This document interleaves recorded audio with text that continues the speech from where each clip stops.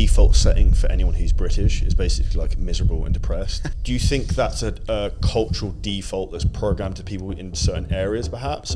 And if so, how do people overcome that? I do believe that we're a product of our environment, right? And I do believe that your personal reality can change your personality. I think I wanted a role model father to push me into a certain avenue rather than I was always told like, you could go and do whatever you want. September 2019, I got in the biggest fight of my life with my dad. So I didn't talk to him for 2 months. He texted me and says, hey, do you want to go to breakfast? I was like, I'm busy. The following Tuesday, I'm laying in my bed. It's like 4 a.m. and I get a text message from my dad's fiance. And she said, your father just had a stroke. You got to get to the hospital fast. I don't think he's going to make it. Do you think sometimes people's subconscious doesn't want them to fix that because they're worried they'll lose their drive or like the chip on the shoulder? This is going to be a wild podcast. I'm really, really excited for this. We've got Ryan Zofay. Ryan spoke at our event this weekend, absolutely lit it up. We've now got him on the podcast today. Ryan has a business that's valued at over $250 million. You were a former drug addict. You nearly died, and you went through some of this stuff with us at the event live at the weekend. And I'm really interested to pick your brain, particularly on the mindset side of stuff, because this, for me, is the big key to unlocking everyone's growth to get to the next level. And the first question I wanted to ask you is, what do you think is the biggest difference between someone with a 7-figure mindset and like a 9-figure mindset? Sure. Yeah, first off, thank you, Charlie. I appreciate you inviting me on your podcast and allowing me to serve your community. I think what you're building is just incredible. Anybody that I see that has a passion to impact and teach other people how to break out of the normal monotony of life, I just appreciate so much. So thank you for that. You know, I think for me, the deeper you can understand yourself at the core level, crack your own code, is really the difference between a 7-figure, 8-figure, 9-figure mindset. Because it's all about managing stress, managing pressure, right? Your emotional threshold. So like, think about it, right? Like if somebody came in here right now with a gun, we would freak out. Our emotions would go crazy. Our primal brain would freak out. We'd start to do whatever we need to do. We'd break into survival, right? But if you have a trained Navy SEAL that's sitting here and a guy comes in with a gun, that Navy SEAL is going to know exactly what to do, how to do it, when to do it, be precise, the sequence of events that needs to happen to disarm that guy and ensure that that guy doesn't hurt us. It's the same thing with business, right? It's like you have a business, you have a couple hundred employees, or I don't know how many employees you have. 40. 40 employees, okay, yeah. 40 employees. So take that and times it by 10. How are you going to manage that many people? You know, how are you going to manage 400 people? How are you going to manage 4,000 people? And so it's all about your emotional threshold, right? It's being able to manage your emotional state under pressure. And that's what I've learned. So when I went to Tony August 2018, you know, I had maybe like 60 employees. We were doing $10 million a year. And I went there thinking that I needed to learn how to build my business. But what I realized that I was the chokehold. I was the reason why my business wasn't growing, because of my mindset, because of the mind that you will never solve a problem with the mind that created the problem. And so I had to realize that it was a me thing. I was the problem. The decisions I was making weren't aligned. The decisions I were making weren't in the best interest of everybody else around me. So I was pigeonholed, and I was pigeonholing myself. I was getting in my own way. You hear it all the time. People say you get it in your own way. And so I think the deeper you can understand your emotional state and how to manage your emotional state is the key to truly breaking into the next level. Quick interjection into the podcast. If you're an online coach who's looking to scale the business, get their first 5K month, 10K month, or even get to 50 to 100K a month, we have helped hundreds of trainers do this at this point, and I've personally generated over $14 million online in the fitness industry. We have a proven methodology that works, provided you're willing to do the work. Now, if you want to book in a free business audit, we'll break down exactly where you are now, where you want to go, and what's currently holding you back. Hit the link below this video and below the podcast to find out exactly how we can help you. Pick a time, and we will walk you through the process of where your business is at and what exponential growth looks like. Now, back to the podcast. What's the biggest trigger that made you realize that this was the thing that was going to take you to the next level? I think for me, like realizing that I wasn't in control of my life. Most people walking around are in an unconscious program. And if you're in an unconscious program and you're not even really in choice, then you're quote unquote a victim, because you're not able to take responsibility for yourself. So I realized in that moment when I went to Tony, reflecting back on my life, on my unconscious pattern. So I say you'll never be consistent with anything that is inconsistent with your unconscious programming. And so I was in a relationship that I didn't want to be in. I was acting in ways I didn't want to act. I was showing up in my business, being a leader that I didn't want to be. I wasn't physically in the shape that I wanted to be in. Those are all unconscious programmings. Those are what's actually driving you unconsciously. And so once I became conscious of that, I was like, holy shit, like I'm not even in control of my life. And like even right now, like if I asked you, like, do you have everything that you want in your life? Are you truly where you want to be? And you're going to probably say, what would you say? No. So the only thing that's getting in the way of that is you. And it's unconscious. The unconscious program is preventing you from getting to wherever it is that you want to be. Think of it like this, right? What we focus on, we experience. Like we're talking right now. You weren't thinking about the coffee, but now that I said the coffee, you're thinking about the coffee. You weren't thinking about my phone, but now that I said my phone, you're thinking about my phone. So your consciousness, what you're viewing life through, the lens that you're viewing life through, has everything to do with the next decision that you make. And so unconsciously is going to determine what's the next decision. So a billionaire, a millionaire, 100 millionaire, they all see things just a little bit differently. Like there's so much even opportunity right here in this room. And if we're not aware of it, if we're not present to it, if we can't focus on it, it'll never be our reality. And so that's where you have to dig in deep unconsciously and find out what the heck's going on and find out like what vibration, what frequency is that information, and go out there and just get it because it's there. It's available to all of us. You mentioned the word frequency, and I actually said this to Mike, the cameraman, before when he nipped to the toilet before this, because naturally the default setting for anyone who's British is basically like miserable and depressed. And like that's almost me to some degree. I have to put a lot of effort to get myself like energy and like high frequency. But Sure. you bowl in like even today again, like you're super high frequency, ready to go. Do you think that's a cultural default that's programmed to people in certain areas perhaps? And if so, how do people overcome that? Sure. And I do believe that we're a product of our environment, right? And I do believe that your personal reality can change your personality, right? But what's interesting is that if you focus on your personality, which is your internal world, you will change your personal reality. And see, that's what most people are doing in life. Most people are looking for something externally to fix them internally. When the mastery of life is fixing yourself internally, it will then change your external world. And so when I went to Tony, I realized that I needed to spend the rest of my life figuring out how to master my psychology, how to master my emotions, how to heal and truly be in choice with everything that I'm doing every single day. Because it's all about feelings, right? It's all about how you feel, right? The end result of a thought is a feeling. And if you don't feel good about the thing that you're doing, you're vibrating at a low frequency. So if I wake up every day and I'm feeling anxious and I'm going out there in the world pursuing a life anxiously, I'm not going to vibrate at the level that would attract people to me. But if I wake up and I'm in a beautiful state and I'm like, oh my God, I'm so grateful for life, I'm so grateful for everything that I've been through, you're going to experience a much different frequency. You're going to be so much more attractive. People are going to want to be around you. Think about it, dude. Like if there's a room full of women, 100 women, and a guy walks in, he's not an attractive guy, he's a 5. Let's say on a scale of 1 to 10, he's a 5, but he is so in love with himself. He's just, he walks in, he's just, hey, how are you? Nice to meet you. I'm Ryan. I know I'm a 5, but you know what? I'm just so grateful for life. All the chicks are going to love him. A guy walks in that's a 10 that has crappy energy.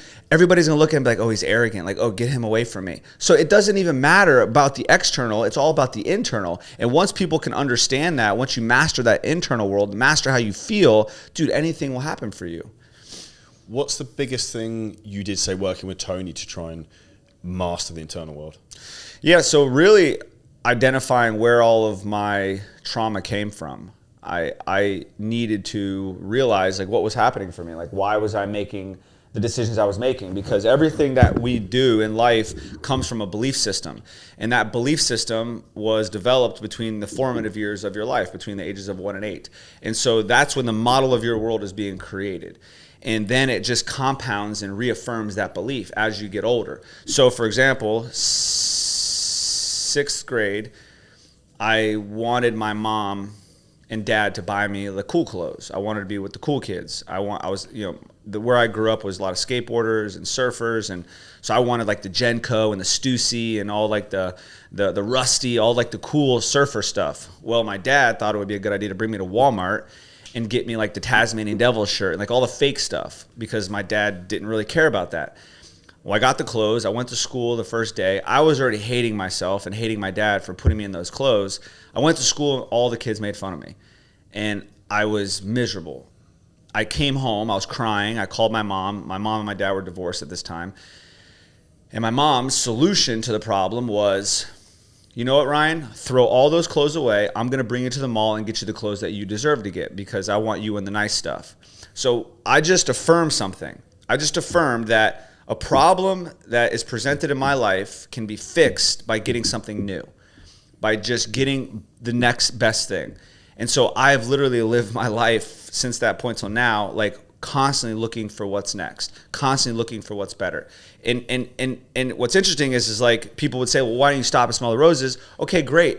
I want to do both. I want to smell the roses while I'm becoming a better version of myself. And so unconsciously, that was programmed, and it actually happened to be the best gift that my mom gave me, because it drove me to want to be so successful in all areas of my life. And so that was just an example of like an unconscious program that was created in my life, and it's just been reaffirmed. It's also worked from a negative perspective, because I can't seem to find a relationship to save my life, because I'm constantly applying that same principle. Well, the next chick's better. Well, there's one a little bit hotter than her. There's one that's probably a little smarter than her. Or there's one that makes a little bit more money than her. So, I mean, it has its downfalls too. But at the end of the day, it's our makeup, right? It's who we are at our core. And once you can truly fall in love with all parts of you, then it's not going to have the power over you, and you're not going to really be in shame or guilt around that. Does that make sense? 100%. And in the process of identifying those inner beliefs, how did you go about that? Were you working with therapists? Was there some like specific methods you were using? Because obviously it's a very specific event you remember, and I imagine it didn't just like come to your head straight away. No, I mean, think about this, right? I think we get like 1.2 billion bits of information a day.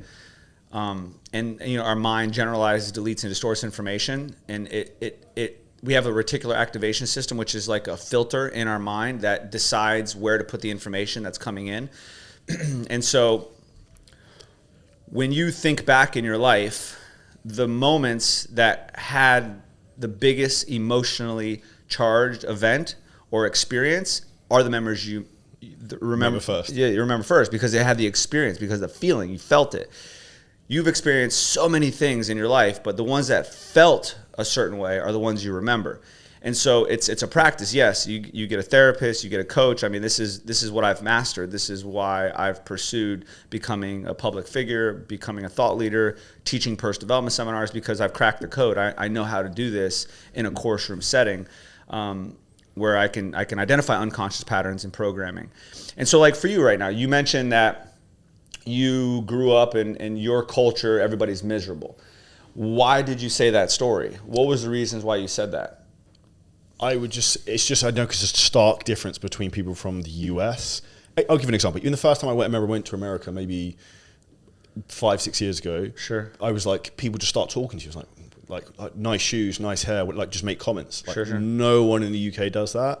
And if you, for example, look at people on like the tube, the underground system, right? Same people see each other every day. No one says anything to anyone. It's just like silence.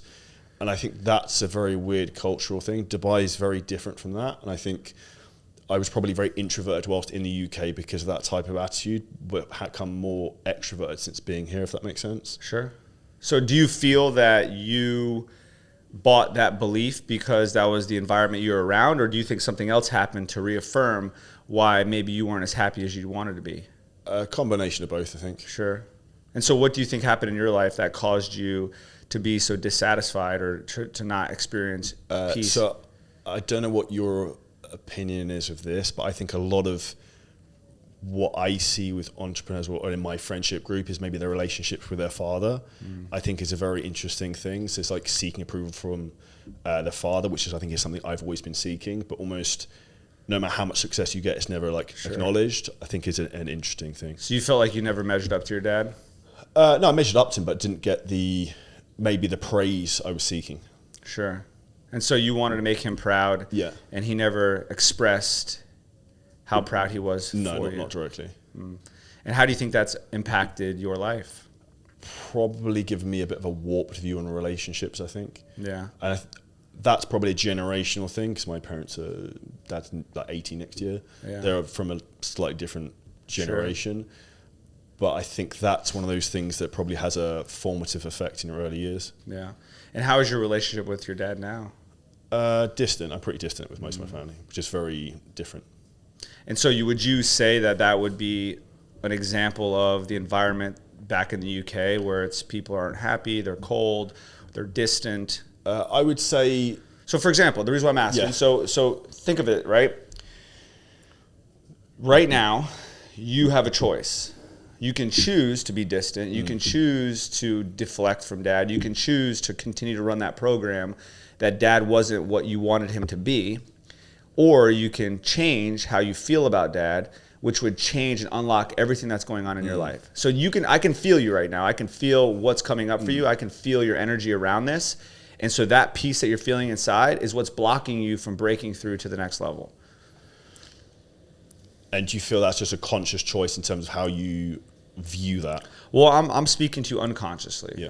You know, because like logically, consciously, like it makes sense what I'm saying, but then the feelings that you're feeling right now aren't aligned, right? Like you probably, well, tell me, how are you feeling internally right now? Confused, maybe. Okay. All right. And so what's underneath the confusion? That I know I should just accept not say the situation, the relationship as it is, and just be like okay with that's how it is, and just acceptance of that. Yeah. And what do you think's under the confusion? What emotion do you think is there? Still, maybe comparison of other people's relationships with their family, perhaps. Yeah. If you could identify the emotions: sad, fear, anger, resentment. Sadness, probably. Sad, yeah. Sad about? Not having the relationship I've seen other people have. Yeah. Yeah.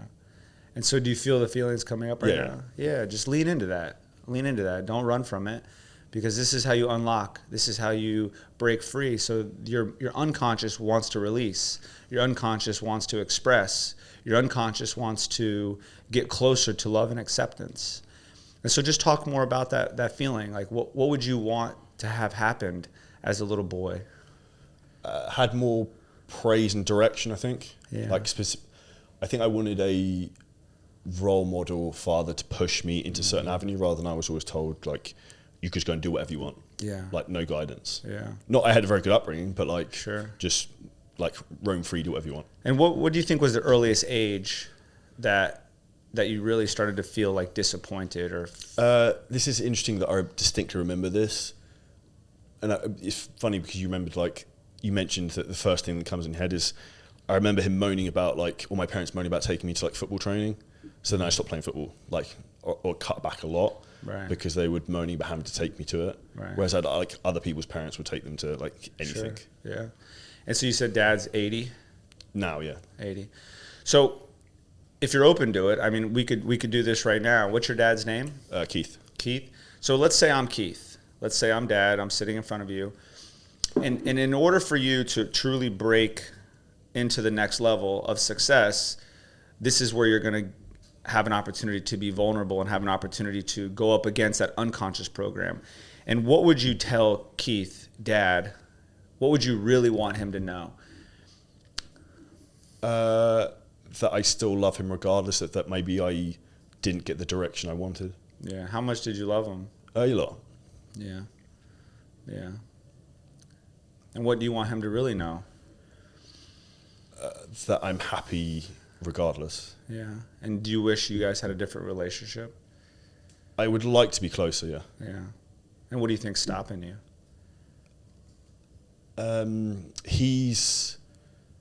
It sounds like I'm deflecting blame. He's quite... So hold on. So this is perfect. Thank you for acknowledging that. Yeah. So don't point the finger to him. Yeah. Point the finger to you. What's going on in you that's preventing you from getting closer to him? Not putting the effort into it. Yeah. And what are you afraid of? I think maybe I haven't written it off, but I think I lack the ability to think it's going to change. Yeah. And so just notice this. Notice what you're creating. You have an expectation. That expectation will never get met. That belief has been reaffirmed your whole life. And so the only way that you're going to find peace with dad before he goes is accepting dad for who he is. And here's what's interesting about this, Charlie. What do you think your dad's highest intention was for you when you came into this world? So a little boy just came out of mom and dad hold. Do his best. Yeah, have a life better than his, be successful, all the things, right? Here's what's interesting, Charlie, is that's who you are. That's the man that's sitting in front of you. I think that a lot, that if I had a different upbringing, I wouldn't be who I am.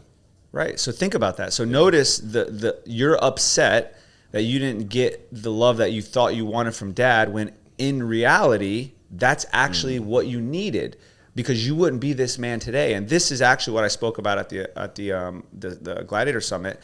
You know, I'll tell you a story. So similar to you, me and my dad, very similar upbringing. Dad was very emotionally unavailable, was very hard on me, was abusive at times, physically and emotionally, always compared himself to me, never could praise me. Same thing that you're saying. So September 2019, I got in the biggest fight of my life with my dad. We're fighting. I'm like saying the meanest things that you can say, like, fuck you, I hope you die, like, I'll beat the F out of you, like, just crazy shit. I was just enraged. So I didn't talk to him for 2 months. He texted me, because my dad's very hard-headed, and he doesn't, it's probably similar to what you guys are doing, just like butting heads. And he texts me and says, hey, do you want to go to breakfast on Saturday? And that was his way of saying, I'm sorry. That was his way of saying, like, hey, I love you, son. I don't know how to do this. I'm trying my best. But I was in revenge. I was still bitter. And I was like, I'm busy. And so that breakfast ended up not happening. The following Tuesday, I'm laying in my bed. And it's like 4 a.m. And I get a text message from my dad's fiance. And she said, it's Vilma. I didn't have her name saved in my phone. That's how mad I was at my dad. And she said, your father just had a stroke. You got to get to the hospital fast. I don't think he's going to make it. And I just remembered reflecting my whole life just flashed in front of me. And I'm driving to the hospital, and I'm like, oh, my God, I can't believe I'm not going to be able to see my dad anymore. I didn't realize that I really loved him so much, and I just wanted him to just to love me. I just wanted his relationship so bad. And I get to the hospital, and I see my dad, and he was so strong. You know, he was so strong. He held on for me, and he just wanted me to know he loved me. And he was so proud of me, and he was so proud of the man I've become. And that was the last time I got to see my dad. I didn't have that breakfast with him. I didn't have another conversation with him. And I realized at that moment how bitter and how angry and how much I was just preventing myself from having true love and acceptance, because I wanted him to be the way I wanted him to be. I didn't want him to be the way he wanted himself to be. My dad's doing the best that he could with what he had. He doesn't know any better. He was raised by a man that didn't know how to express love. He was raised by a family that didn't know about feelings and emotions. And that was when I just dove into this wholeheartedly, bro, because that was the leverage that I needed, because that was the pain that I went through. I already lost my mom, and this was now losing my dad. And I'm literally reflecting on my life. I'm like, dude, what am I doing? Like, what am I doing in my life? Like, if I'm miserable, if I can't even have a relationship with my dad, if I can't even love him for who he is, that's a direct reflection of Ryan, because how I project love on others is how I'm projecting love on myself. And so that hate and that resentment and that bitterness that you're holding on to with dad is how you feel about yourself. And so just think about that. That's all the emotions and energy that's going on unconsciously. So if you go out there in the world and try to pursue the world with all that going on, you're never going to get to where you want to be. Do you think this is one of the most common issues a lot of men have? Yeah, 100%. And that was why I have decided to do this. This is why I'm now becoming a thought leader, speaking on stages, doing personal development seminars, because I've uncracked this code. Because I was a monster, bro. I was angry. I was bro, I'm so ashamed to even say this, dude. Like, I had 2 fiancés. those relationships didn't work because I was verbally abusive, and there was times when I like would justify physically abusing them. Like we would get in massive fights, and then my fiance would like throw blows at me, and I would like throw her on the bed. And in my mind, I justified it because I was like, oh, I was just protecting myself. But the truth is I was putting my hands on a woman. My mom was brutally beaten and abused. I always would tell myself, I'm going to kill that guy that used to put his hands on my mom. Well, I became a version of that. And it was devastating, bro. So like those were the leverage that was the leverage that I needed to become this guy. Dude, I haven't raised my voice at a woman in 6 years. I haven't considered touching a woman in 6 years. Like I'm so ashamed to even say this, bro, because it's like I never wanted to be that guy, you know. And so those were the things that were going on unconsciously. Those were the behaviors and the patterns that were just like just vibrating out there. And so once I dealt with all that shit, bro, dude, business is easy. That's easy. Like my success is just like the hard shit is what we were doing right now. It's easy for you to throw up a funnel and get on a sales call and recruit another 10 guy. That's what I mean. I feel like all the skill sets. That's just easy. It's easy. The stuff we were digging into there is the hard stuff. And that's why I say like the becoming process is the process of you becoming. The overcoming process is the process of you becoming. So that thing that I was pushing on was you overcoming yourself. Once you can overcome yourself more and more and more and allow those emotions to come out and express those emotions, bro, dude, you will 10x your life, bro. Do you think people should focus on working with a therapist or someone to take them through that process? And I'll give an example. I went to an event with, I'm going to forget Hash's name now, guy with funny hair, wears glasses, you know who I mean. It'll come back to me. And he asked some questions to me, was super direct on some of the similar stuff we were talking about. Literally wouldn't let me off any of like the pain points, and like just kept asking, and I had to keep coming up with answers. Just like digging. And I found that a really helpful exercise in terms of like someone forcing you to go where you don't want to go, if that makes sense. Yeah. So when did you do that? Last October, maybe. And how many times have you done it since? None. Right. So that in lies the solution. So, and this is, Tony says this, right? Where you resist, persist. And so every single week, bro, I'm on a call with a guy that pushes me like that. Because he shows me my unconscious patterns. He shows me what's going on unconsciously. And that's the mastery of life. When you can consciously be aware of what's going on unconsciously, you master life, bro, because you can master your emotions. You can go in and say, okay, why am I distant from my dad right now? I'm upset. Why am I upset? Because I don't think it was fair how I grew up. Okay, well, what are you going to do about that?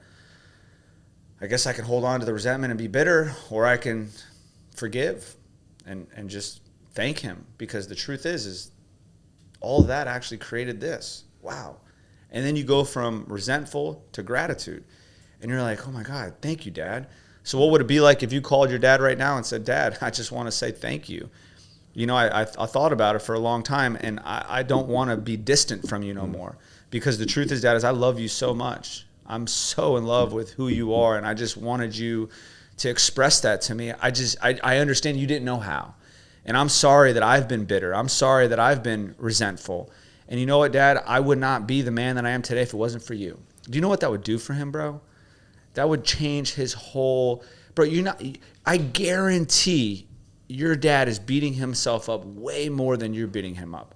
Way more, dude. He knows that he didn't do a good job in his mind because of this. But it's time for him to know he actually did a good job. I'll tell you this, bro. One of the only regrets I have with not having that breakfast with my dad, and it wouldn't have mattered anyways because I would have known the information I'm about to say. If I could have this conversation like right now, this is what I would say. I would sit down with my dad and say, you know, Dad, I'm so sorry for blaming you for all of my feelings of anger, of shame, of regret, bitterness. I've been blaming you. I've been blaming you pretty much my whole life because I don't think that you did what I wanted you to do. But the truth is, Dad, you lost a daughter, you lost a wife, you were an alcoholic, you were raised by a staff sergeant in the military that didn't know how to express love. and you just wanted me to have a better life. And you did everything in your power to make sure that I got that. And Dad, I want you to know, my life is beyond my wildest dreams. I am crushing it in all areas. I'm speaking on some of the biggest stages in the world. And I don't want you to leave this earth thinking you didn't do a good job. Because the truth is you are the reason why I'm sitting here today. It's a completely different shift. And once you start to have that gratitude, dude, your whole life changes, bro. Do you think these issues are still some of the things that maybe stop people earlier on in their business career completely, like, of course, dead in their stops? 100%, dude. So what was great, what was cool about this for you is that there's a part of you that wants to prove Dad wrong. 100%. So that drove like, you, fuck you to the world. Right. It drove you to get here, but you won't get past this until you deal with this, because that's what happened to me. I got to a certain threshold. So you asked the difference between a 7-figure and an 8-figure mindset. That's it right there. You can work on your business hard. You can continue to scale and continue to grow, but the disconnect that you have with your emotions are going to be the disconnect that you have to inspire, to truly lead. Bro, you've built an incredible brand, an incredible business. I guarantee you, if you work with that guy every single week for the next 12 months, your business will exponentially grow, bro. You will literally a year from now be looking back like, holy shit. And it will have nothing to do with you working on your business. It'll have everything to do with you working on internally. Because once you fix the internal stuff, you see life differently.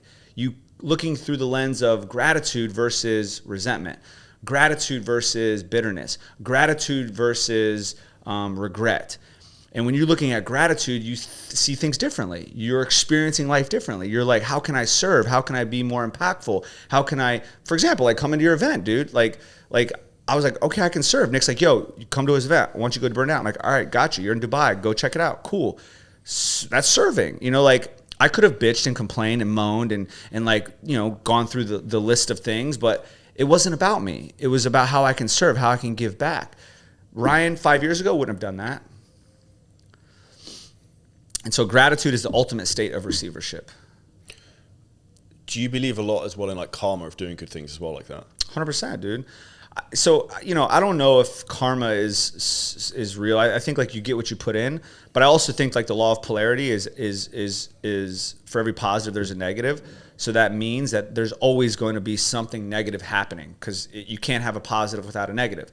But I believe it's the meaning you give it, right? Like if my phone just broke, most people in the world would be like, oh man, that really sucked. You know, that really sucked, man. It's $1,000 phone. I don't got a lot of money. This is a really bad thing. Most people would probably say that. But then there's this one person that says, you know what, man, thank God my phone broke. I get some time to myself. You know, I actually get time to reflect. And you know what? I don't even got to worry about going on social media anymore. You know what? I'm so grateful that I don't have to look at my phone right now. I'm just actually going to take the next week off and just find inner peace. It's all perspective. So at the end of the day, I don't even know if there's such a good or bad thing. I think it's just the way you look at it, right? Because if somebody dies, the only time it hurts somebody when somebody dies is when they're in conflict. When somebody is in conflict with somebody dying, it has to do with them not wanting it to happen when it did. Everybody's gonna die, bro. Everybody's leaving this earth. And that's where I got with my dad, because the only thing I wanted to be selfish and keep my dad here so that I could do the things that I wanted to do. Well, it was his time to go. And so once I shifted my perspective and I was like, okay, what's the gift in my dad leaving right now? My dad actually left in order for me to truly heal. I believe that now, because I wouldn't have got the leverage. I wouldn't have had that missing opportunity. So it seemed like a missing opportunity at the time, but actually that missing opportunity is the very story that I share in front of thousands of people, millions of people, the story I just shared with you that calls people to go take action and do something. So by my dad leaving, is actually changing the world. It's perspective. Do you think there is other internal belief systems a lot of people struggle with, say around like almost like a fear of success? Yeah, I mean, there's many different belief systems that people choose to buy into, right? And if you really think about it, like if we peel back the onion and we just look at like the primal brain, for example, your autonomic nervous system is hardwired with fear, and fear is designed to keep you alive. So for example, let's say we're in the woods, right? And we see a bear, and the bear gets crazy, starts getting like really aggressive and starts to run after us. That feeling of fear, is it a good or a bad thing in that moment? Good. Right. And what I've found is I typically always hang out with people that don't run as fast as me, because I don't have to outrun the bear. I just have to outrun the person next to me. And so that's a good thing though. Well, that same thing happens, that same response happens when fear is presented to the human. So if we're thinking about like go starting a business, that same fear that a bear in the woods would give you is the same experience that you're getting. So it's unconscious, but it's a God-given gift. And so it's all about finding the leverage, because you can't get rid of the fear. You can't change what God has given you, but you can leverage the fear. You can use that primal brain to elevate your game. And so think of it like this, right? What are you willing to do for those that you love? Anything. Right. So notice you immediately respond to anything. So you access your primal brain, you use God's gift. And so if you took that same energy, that same principle, that same mindset with starting anything in your life, you're going to get it done. You're using the leverage. You're using the superpower that God has given you. Does that make sense? Yeah, 100%. So that's the mastery. It's so the that all-in mindset from that, if you can almost like flip that on. Yeah, so think of it like this, so Tony does this, like, when is now a good time? Like now, like take action now. Because if you take action now, you don't have time to logically make sense of Talk shit. yourself out of it. Yeah. So you went and you got poked, some guy poked around in there. If it freaked you out, you're like, whoa. And you're like, hell no, that's scary. Sirens went off. Nope, bad, get away, that's scary. Nope, we don't want to go there. And you did, you got away from it.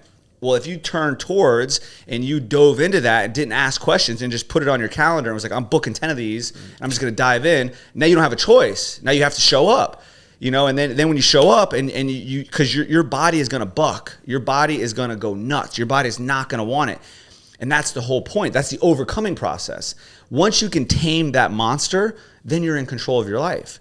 Because until you can tame your unconscious animal, you're not in control. You're just going through the program that it wants you to go through.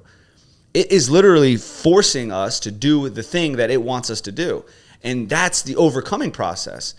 It doesn't want you to have that phone call with your dad. It doesn't want you to face the things that you've done, because it's keeping you safe. It wants to keep you in the known. The primal brain, the unconscious brain, the animal part of us wants to keep us safe. That's its entire job.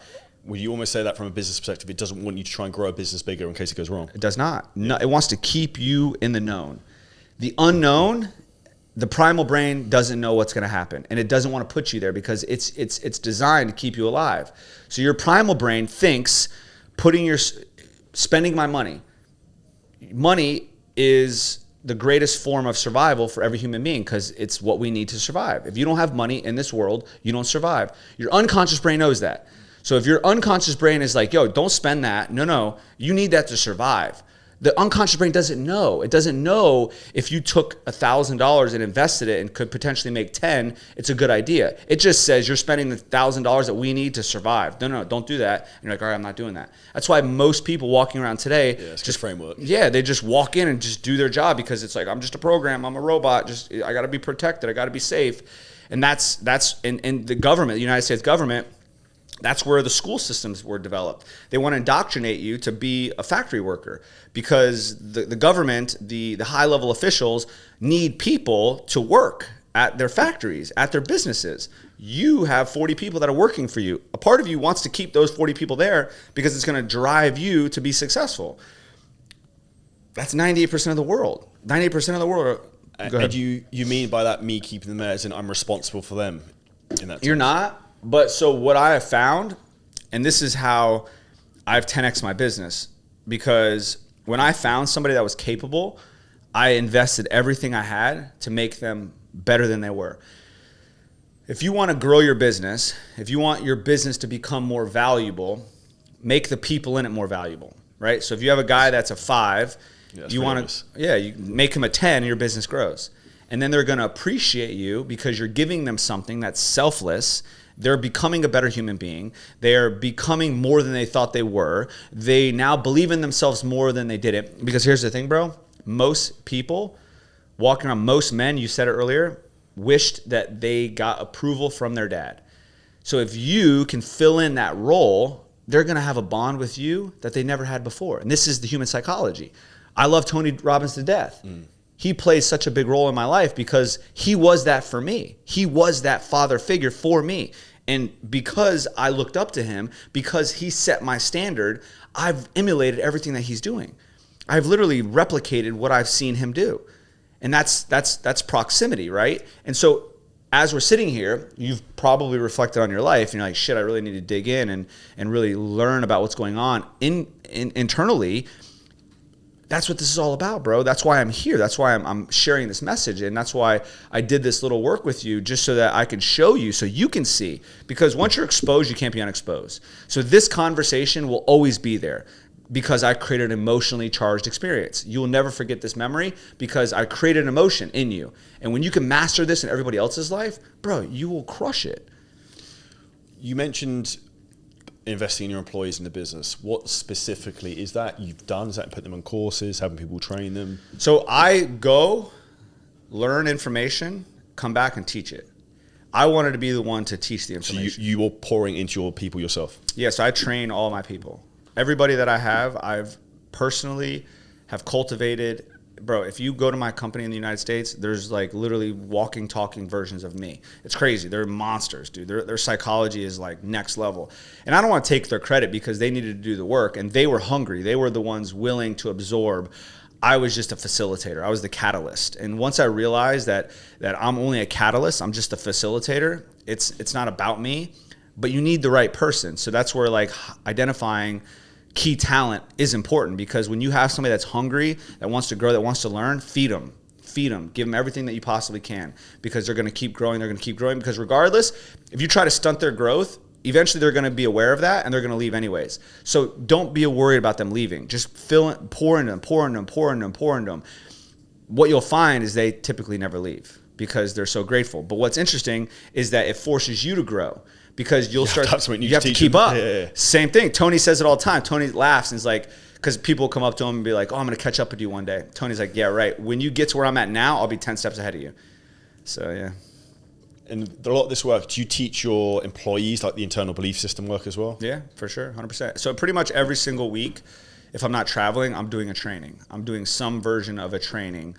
And that's how I got into doing the public speaking, because I would literally sit in front of my employees and teach them and train them. And then I started doing personal development seminars where I would have like 50, 60, 70, 80, 100 people in a room teaching them. And then I've probably done about 40 events at this point since 2021. So over the last, 4 or 5 years, I've done 30-something events where I'm teaching people, kind of like what you put together, but yep. 2 full days. And then I just kept getting better and kept getting better. I kept elevating. I kept learning more about myself. I kept falling more in love with myself. And then all of a sudden, I'm getting opportunities that I never thought existed. And it had everything to do with just how I was viewing my life because of how I felt.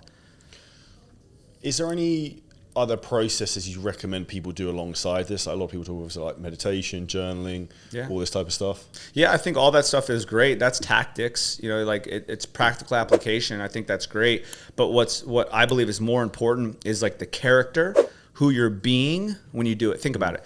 If you're frustrated, if you're in revenge with dad, if you're still holding on to resentments and you're journaling, you're still a guy that's resenting yourself journaling. But if you see what I'm saying? Yeah, but it works because you're doing something different. You're building up a new habit, right? You're in movement. See, I trust the tongue in somebody's shoe versus the tongue in somebody's mouth. So it's walk the walk. So if you're doing something, it's better than nothing. Do I think that there's different things that you can do that are more effective than others? Absolutely. But I would always encourage somebody. Meditation is the new thing that I've done over the last year. It's changed my life. Getting introduced to Dr. Joe Dispenza has literally changed my life, because you're going internal. You're literally sitting with yourself internally. I do at least an hour a day. So every single morning when I wake up, I put my ear pods in and go right to an hour meditation. And that's Joe Dispenza you listen to? Yeah, Dr. Joe Dispenza, yeah. Is there anything specifically you recommend people read from, or if you do recommend this at all, from a book's perspective? Yeah, I mean, Breaking the Habit of Being Yourself by Dr. Joe is huge. I mean, he talks a lot about the unconscious brain, unconscious programming. Tony Robbins is, a lot of NLP. I've done a lot of NLP. I became an NLP. I could tell from your talk. Yeah, and then I've done like inner child work, experiential therapy. For me, Adlerian psychology. So my mentor, David Schraub, who teaches me my intervention work and teaches me the course room work that I do, he learned from Adlerian psychology. And so it's all about the childhood experience. It's all about childhood behaviors, because that is the model of your world is being developed. And what's interesting is that any problem that anybody has today in the present moment, you can go back to a time in their childhood when that belief started. And here's what's interesting. If you go back to where that belief started and rewire that belief, everything from that point forward changes. Your whole perception changes. And when you can identify what was going on at that moment, at that time, you start to get new memories, new experiences. For example, I'll be in a course room with somebody and they're so resentful and they're so angry about dad or mom because of whatever dad or mom did to them. I do some work with them. They express that stuff. They identify that they were being bitter. They were being frustrated. As soon as they go through that experience, all of a sudden they have gratitude for dad. They have gratitude for mom. They love them. They're so grateful because you move the blockage. You move that emotional blockage. From when your business was, say, slightly smaller at 7 figures, and obviously you've had this big breakthrough, was there any information that you believed true then that you now completely disregard? So I believe the healing journey is like a stepping stone. So it's like right now, like you have a level of consciousness based on your experience, right? Your eyes are open. Whatever's going on internally is going to determine what you're viewing, your level of consciousness, right? And so give me a problem that you have in your life right now. What's a problem that you would say you have in your life right now? I struggle with personal relationships. Okay. So that is a problem because of your belief systems. That is a problem because that's your consciousness. Perception of yourself. Sure. So it's only a problem because you don't believe it can be fixed. And that's a limiting belief. So this is where it goes back to some reason why there's this belief it's operating. It's not your program. So just notice, like in this moment, that problem that you've expressed would mean that you're not even in control of your life. Because if you could choose to have deep, meaningful relationships, consciously you would. But unconsciously, you think it's a problem.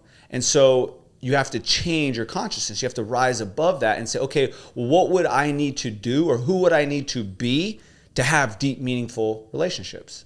Does that make sense? Yeah, and then try and focus on almost like the outputs of who that person, what well, they would be do. that guy. What would that guy be and do to me right now to have a deep, meaningful relationship? You said you struggle with personal relationships. Yeah, like with, like for example, with my family, partners, whatever, stuff like that. Yeah. And so what would be something you can do right now to express a deep, meaningful relationship with me? Like, what would you say to me? Who could you be right now? Be appreciative and grateful. What would that look like? Be appreciative of your time. Say thank you for like everything you've done, even in this conversation. But just notice how you're feeling. Yeah, that's mine already. Yeah. That's why I'm doing this, because just notice. Like, so I'll go first. I'll mirror it for you. You know, Charlie, I appreciate you, bro. I really do, man. I love the fact that you're doing everything in your power to make the world a better place. You are truly wanting to develop deep, meaningful relationships. And I appreciate you for allowing me into your home, allowing me to teach your students, allowing me to be here with you in this podcast. I appreciate you, bro. I can feel your heart, and I'm grateful that I get to have you as a friend now. Do you see who I was being? Yeah. So you go. Authentic. I don't even know where to start with that.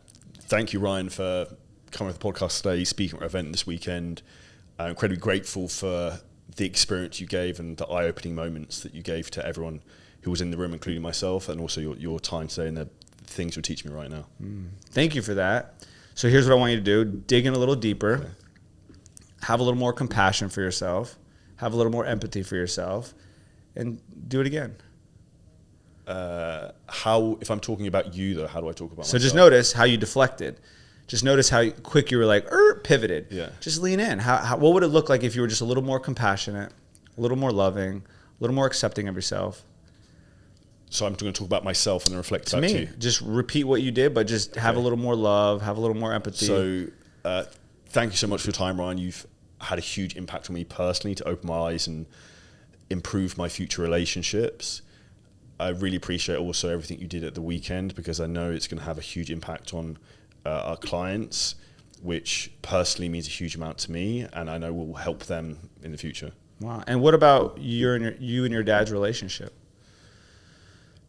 I will have a much better relationship going forwards because of the awareness around improving that, and actually, rather than kicking the can down the road, I need to take ownership of it and improve communication on that. So let's say we were talking about 3 things. So it was your relationship with your dad, the impact that I did at your event, Yeah. or me being on this podcast. Which one is the absolute highest priority for you? Sorry, personal relationships or the event, or Your dad, your relationship with your dad, Yeah. me serving your community, or me being here on your podcast. Which one matters the most to you? Oh, it was my father, obviously. So just notice that was the last thing that came Yeah. up. So I just wanted to show you this. It's a version of it. Yeah, and so I'm only showing you just because this is unconsciously. And so the more you can lean into what matters the most, the more you are in control of your life. And see, we think if we were to put dad first, we're going to miss out on all this stuff.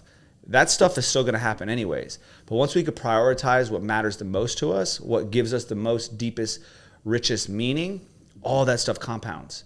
And that was what I had to learn. I had to learn that I had to develop deep, meaningful relationships with myself and then with my parents, because I was at such angst with them. I was butting heads with them. And the more I fell in love with them, the more I appreciated them for who they were, all this other stuff compounded.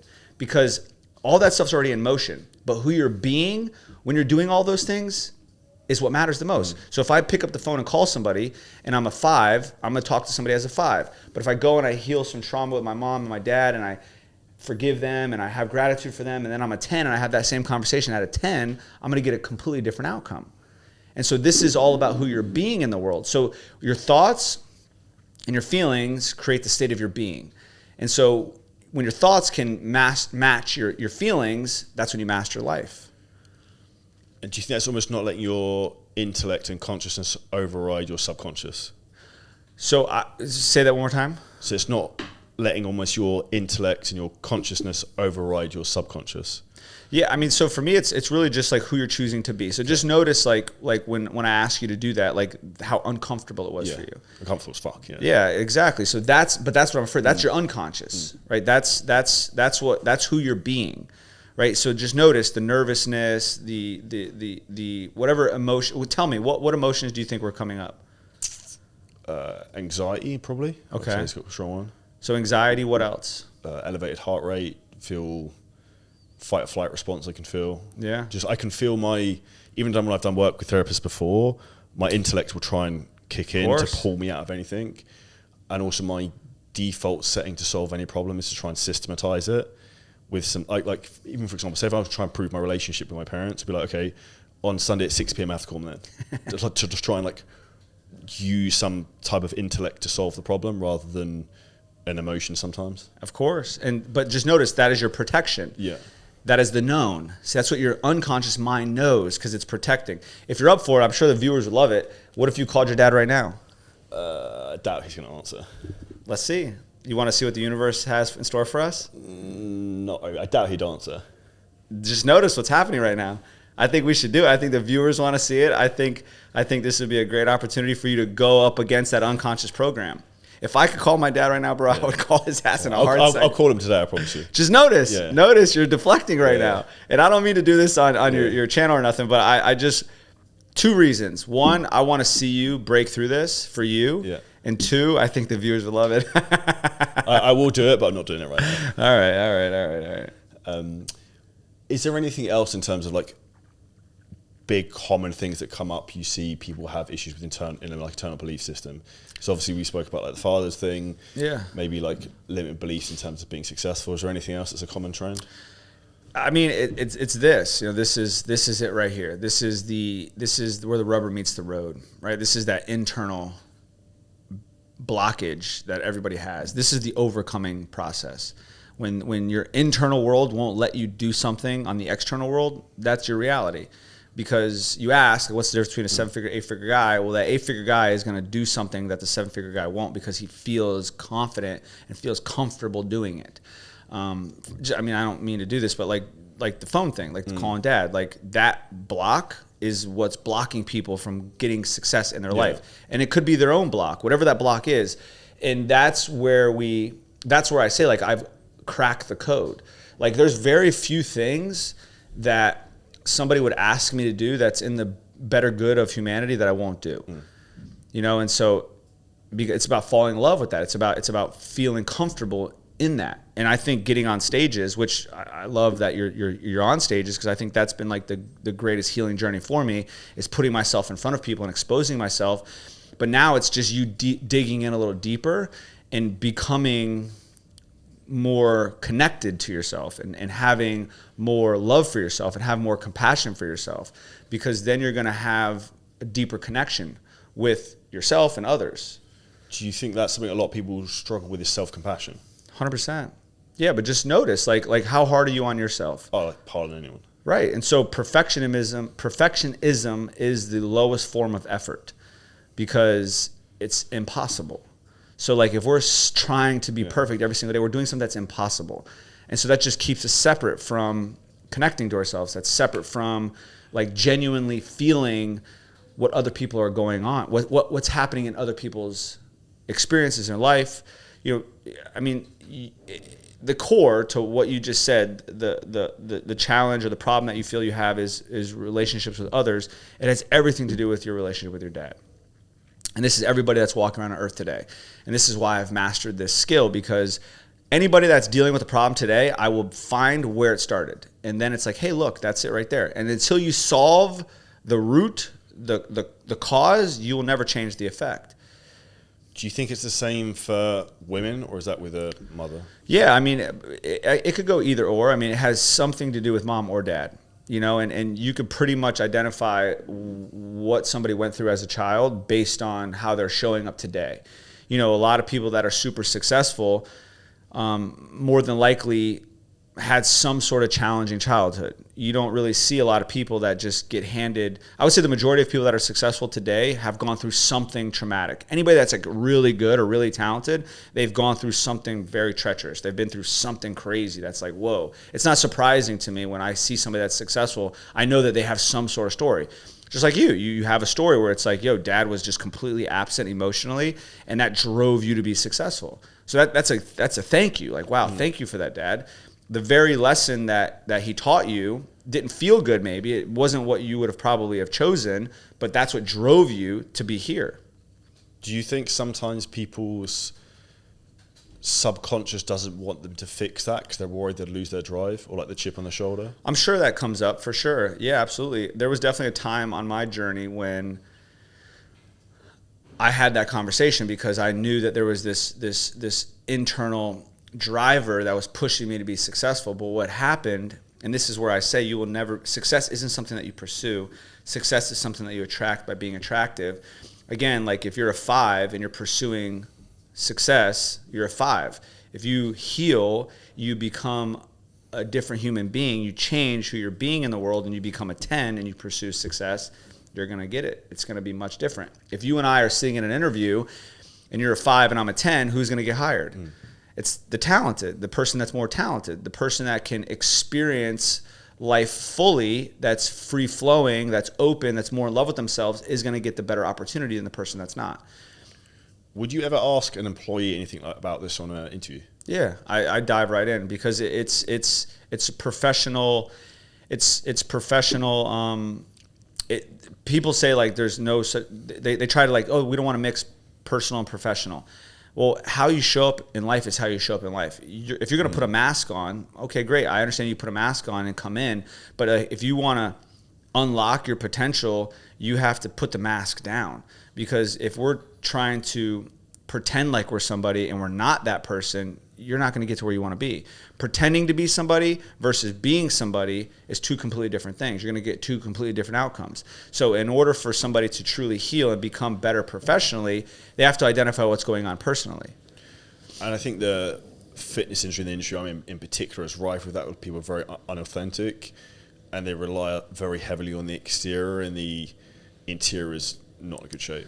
But that's what that if you were to ask me, Ryan, what would be your business advice for me? I would tell you to master what we're talking about and start to teach these other people, because it is such a need in your industry. You would exponentially blow past anybody that's in your space, bro. You already are. You're crushing it in the fitness industry. You're crushing it. You have the brand. Now you lean into this, dude, bro, you will smoke it. You'll smoke it. Like people won't even, you will be making so much damn money you won't even know what to do with it. You will exponentially blow past anybody. So there's a guy that I don't really agree with his approach and his tactics, but he has done a lot of deep work. He knows the information, so he's teaching it at a good level, is the kid Wes Watson. Yeah. He crushes. I think he makes a couple $1 million a month. I think I've heard even like $3 million a month. I don't agree with his approach, because I feel like he's still in a lot of protection. I still think he uses a lot of his prison mentality, but he was in prison for so long. He read so much information about psychology. So he's teaching people how to master the mind. That's why he's so talented, because he knows enough information to get people to get people to have results. And so where you could be an X factor is like, you lean into this, bro, you will exponentially blow past anybody, because you're giving something to somebody that is changing their life. How meaningful would it be to you if you have the phone call with your dad tonight, you're able to forgive yourself for how you've been showing up, you forgive him, you guys have a deep, meaningful conversation, he decides to come visit you, you sit down, you have the best weekend of your life with him, and then he leaves, he goes home, and he passes away. How much would that mean to you? A lot. What if that didn't happen? If you give that to people, bro, you will change somebody's life, dude. You are changing somebody's life. I can't go back and have that conversation with my dad, but I can tell you to do it. And that's why I'm pushing on you a little bit. And I apologize. I don't mean to do this real time, but I just know how much this matters. And I would rather expose myself and get out of line just a little bit to potentially give you something that would change your life forever. That's the risk versus reward, and that's what I step into every single day when I step into a course room, because not everybody enjoys going through this, because when you're growing, it doesn't feel good. It doesn't feel good, and so sometimes it's very hard for me, because I want everybody to like me. I want everybody to love me. So when I get into a course room and I'm working with somebody and I feel their blocks, there's sometimes I have apprehension. I'm like, I don't want to do this. I don't want to push. I'm scared. Oh my God, what if they don't like me? And I'm worried. And then I'm like, you know what? This isn't about me. You say it's similar, almost like a sales call environment. Say it again. Would you say it's similar to a sales call environment? 100%. It's all about connection. That's when you master connection, when you master deep, meaningful relationships, you will be the best salesman out there, because people will trust you. You trust me now more than most people you probably know in your life, because of this conversation we just had. If I left and somebody asked you, what's up with that dude Ryan Zofay? You're going to be like, yo, the dude's incredible. You've only been exposed to me for 2 hours, because we've had deep, meaningful conversations. You will be a raving fan of Ryan. You'll be like, yo, this dude's dope. Like, he's cool as shit. Like, thank God. That's what you can do, because your industry needs it. I felt your people. Dog, if you could start teaching this to your people, bro, oh my God, dude. You will feel better about yourself. You'll feel better about your life. And then you'll be giving them this gift. This is a priceless gift. You can't put a number to this. Do you think this is something that needs to be applied across multiple different industries as well? 100%, bro. This was my X factor. This is what Tony taught me. Tony's like, Ryan, if you want to be unique in the world, you have to have an X factor. And so I just modeled what Tony does. Tony says, I wanted to have a skill that I could literally change generational trauma. I can literally unlock people's potential to change their life forever, their kids, generation. Once I mastered that skill, Tony said, my life changed. And I was like, I need to do that. And that's what I've done. I've literally obsessed about this. This is why I'm doing this. And this is the reason why I have the company that I have. This is why I'm on the stages that I'm on. This is why I feel the way I feel, because I've obsessed about this.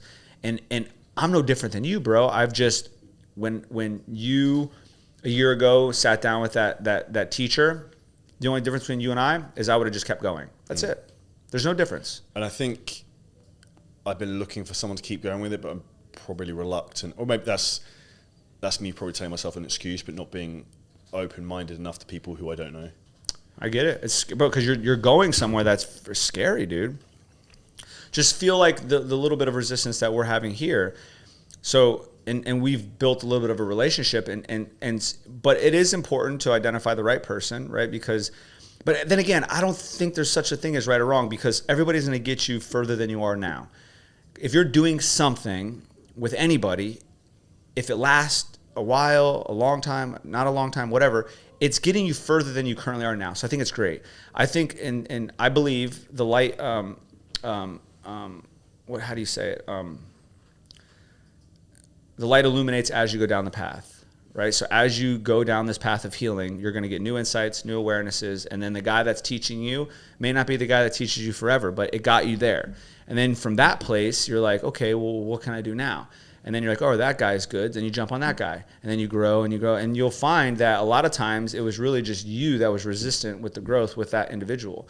It's like climbing a mountain, right? It's like you can't see what at that elevation, but then when you get to that elevation, you can see more. You're like, oh, wow, this is crazy. And then you go up a little higher, you're like, whoa, I didn't even know this existed. And there's clouds, and you didn't even know there's another mountaintop. And then you break through the clouds, and you get to that mountaintop. You're like, whoa, this is nuts. I can see more.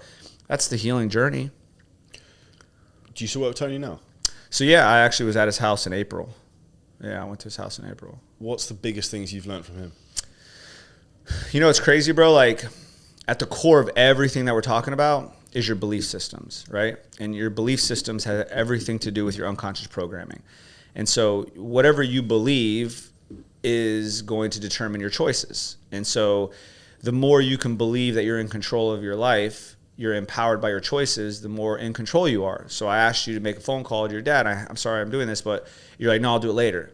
Your belief system is telling you something that's preventing you from doing it. Right or wrong, it doesn't matter. The point is that there's a part of you that doesn't feel like you can control it. That's your belief system. So you attach that belief in any other area of your life, you're going to get the same outcome. It's a delayed outcome. It's waiting to be comfortable. It's going to the known. When you're in the known, when you're in safety, you don't allow the universe or God to shine light on it or allow the magic to happen. The unknown is where all the magic happens. And the unknown is putting yourself in a position where your unconscious mind doesn't know what's going to happen. I didn't know what was going to happen when I flew to Dubai. I had no idea. Next thing you know, Nick's got me on 5 podcasts, 2 stages. I'm like, okay. Was none of that plan beforehand? I know. I had no idea. They started, like, literally, I'm like, I'm coming. Like, all right. And then all of a sudden they started, like, booking my calendar. I'm like, all right, great. This is great. I had no idea. You know, I had no idea I was speaking at your event. I had no idea I was speaking at the Gladiator Summit. I found out about Gladiator Summit, like, maybe like 4 or 5 days ago. So I didn't have a talk. I didn't have, like, what I was going to present. I had nothing. And then all of a sudden, they're like, all right, this is your time. So Nick opened, I closed. It's pretty cool. Do you ever feel fear or anything like that with things like that? Because a lot of people get anxiety, fear with things like that. Because a lot of people get anxiety. And do you have a process you had to go through from a development standpoint to manage those type of things?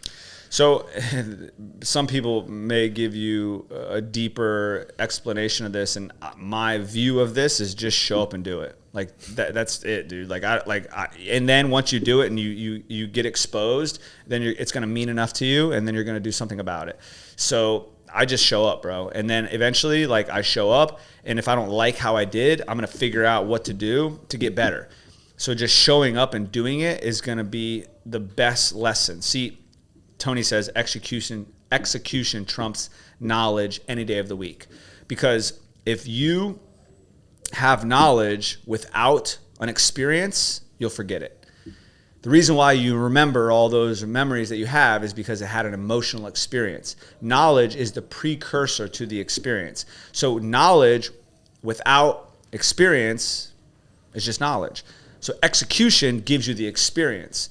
So you have to have the execution. You have to have the experience, or the knowledge won't mean anything. So I just don't even worry about the knowledge. I just show up and do it. And then all of a sudden I'm like, all right, I just have the experience. Now what can I do to make this experience better? And then you get the knowledge. And then the knowledge plus experience, you exponentially grow. So in recovery, they say faith without works is dead.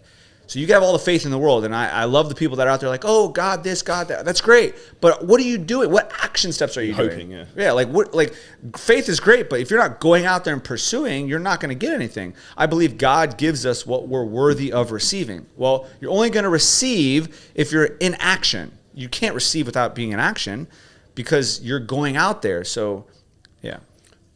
do you think a lot of people are just throttled by fear, which is why they don't take action? 100%. But it's an unconscious program. They don't even know they're afraid. They're just running an unconscious program because they're designed. The mind is designed to keep you alive, is to keep you safe. So it doesn't matter what you're doing or what you're trying to do, depending on where you are on your journey, there's an unconscious program that's keeping you safe. Even me at my level, dude, there's things that are happening right now that are keeping me safe. If I sat down with Tony right now, he would be able to identify something in me like this. He'd be like, Ryan, you're playing small there. Oh, shit, I didn't even notice that. So then, to flip that on its head, what's the biggest thing you're working from your own mindset right now? Personally, it's intimate relationships. Like you know, my mother was shot, stabbed. She was a prostitute. She used me, took advantage of me. So like my unconscious program about women are completely distorted. And I have literally spent the last 23 years pursuing this healing because I've struggled with intimate relationships, bro. At my core, like my nervous system literally locks down sometimes, bro. Like if I get triggered and a girl that I like doesn't like me back, sometimes it paralyzes me for like days. It used to paralyze me for months. Sometimes it would. I was so stuck in paralyzed programming at one point in my life, couldn't even do anything. I haven't. So March 5th, 2019, I ended an engagement and I was alone for a year. First time in my life that I was alone. Then I tried to date a couple times over the next 4 years. So 5 years in total, I barely dated. Maybe like a total of like 5 relationships that accumulated like 1 year of time. So 4 out of the 5 years I was with nobody. I learned a lot about myself. This last year I've been open to dating, but I'll notice it, bro. Like if I really like you, I'm scared to death. Unconsciously, I'm like freaking out. I'm like, oh my God, I give my power away. I'm like, oh, what if she doesn't like me? Oh my God, what if she leaves me? Oh, I'm being triggered. That unconscious program is being triggered. So I believe the next chapter for me is like a deep, meaningful, intimate relationship. And the second piece from a professional perspective is really just building a brand and exposing myself more to my skill set. You know, that was one of the biggest things that Nick, was talking to me about before he came here. He was like, Ryan, you have a gift that very few people on this earth have and nobody knows about you. He's like, you're doing a disservice, bro. He's like, you need to get out there. Hence why I'm here, which is why I got on your stage. I was uncomfortable. I was scared to death, dude. I don't know you. I don't know your people. I didn't know what you guys were gonna think of me. I'm like, who's this freaking tattooed freaking weirdo coming into blaze? I don't know. Like that's my program. My program's telling me that. But I just shut that voice up and just showed up. And I was a little nervous in the beginning of your talk. I wasn't like, I was out of my comfort zone. I was out of my preparation. Like everything that I typically do before I go on stage, I was out of my element. And so like, it may or may not have felt like that to you, but it felt like that to me, but I just did it. And then now I have the experience. So now I'm exposed to something new and now I can do something different next time because I have the experience. We're going into 2025. Last question. What would be your best piece of advice for anyone to be as successful as possible next year? I know this might sound cliche and it may make sense, but what would require this to happen would be very, very, very challenging for most people, which is like falling more in love with yourself, like really leaning into having a more deep, meaningful relationship with yourself. And so like if you're on Instagram 5 hours a day, cut those 5 hours in half and take those 2.5 hours and literally sit in a quiet place by yourself and figure out who you are. Because when you sit there long enough, your autonomic nervous system is going to start firing and it's going to tell you every excuse to get up and go. That's why meditating for me was priceless this year, because I literally forced myself to sit down long enough and learn about Ryan. And I still struggle with it, bro. Like I go because I'm uncomfortable inside. It's a lot less now. I've progressed tremendously, but that's why I meditate every day. I've leaned into those uncomfortable conversations with teachers that are going to show me something that I don't want to see. And that's the best lesson that I can give anybody. You want to put yourself around people that are going to show you the things that you are afraid of, that are going to tell you the things that you need to hear and not want to hear. And being alone long enough to experience who you are, that's the mastery, bro. Because the more you can fall in love with yourself, Bro, if you could sit in a room for a week by yourself, don't talk to nobody, not on Instagram, on nothing, you yourself and your thoughts and your feelings, and you fall in love with that guy, you're going to make a completely different decision when you leave that week. Your whole mindset going into the weekend will be completely different leaving the weekend. So why wouldn't we practice this? So this last year, I've done 6 Dr. Joe Dispenza seminars, week-long seminars where I'm literally meditating 6 hours a day for 7 days, 42 hours a week. I've done 6 times this year. I'm going December 2nd. December 2nd to December 11th. There's a 10-day seminar in Mexico. I will be sitting there meditating 6 hours a day. And do you do that in a big group? Yeah, there's like 2,000 people there. Fuck. Okay. Yeah, it's gangster, bro. But do you understand how I feel when I'm past that weekend? I'm at such a high elevated state. I'm just like, bro, I'm so in love with myself. I'm just like, oh my God, it's just pure bliss, pure gratitude. And then from that place, there's no lack. There's no resistance. People typically don't make a decision because they're worried that they're not going to get what they want. Well, if you're worried that you're not going to get what you want, you're in lack. And if you're in lack, you're not going to get the abundance. So if I'm worried to spend money or I did it here on the street. It's so crazy. I'm literally sitting at the street. The guy's at my window. He's knocking on my window. And like my ego is like, well, he's begging, so I don't want to give him money. And then I was like, all right, stop being a shithead, dude. The guy needs it. He showed me he had a cut on his hand. And I was like, all right, I'll do it. So then she grabbed the phone and she turned on the video to do it for Instagram because I usually do like giveaways and stuff like that. So I gave him $100. He asked me for another $100. And I was like, no. Because I was coming from a place of lack, because I was in my shit. And once I drove away, I was like, damn, I did it. That was an old program. So I was like, if I could do it over again, I would have just given the extra $100. It wouldn't have mattered. But the overcoming process is the process of becoming. I was exposed to it, so I'm like, all right, now I know what to do different. What's interesting, Dr. Joe teaches this, which I love. He always says, once you identify your old program kicking up, you can reintroduce yourself. So like if I did something to you, for example, I'll reintroduce myself.